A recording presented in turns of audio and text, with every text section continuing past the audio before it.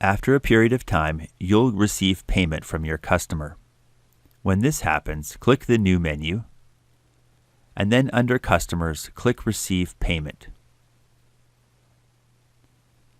Start by choosing the customer who you've received payment from.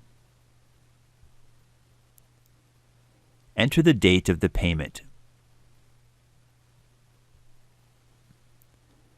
Now, under the Outstanding Transactions, you'll see all outstanding invoices from that customer. Let's suppose they paid in full. To record this, simply click the invoice, and QuickBooks will record the amount received as being paid in full.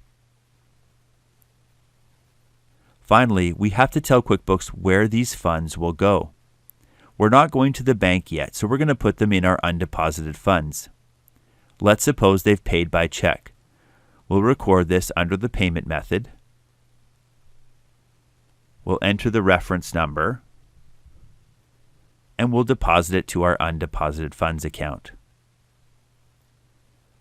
Those are the steps to receive a payment from a customer.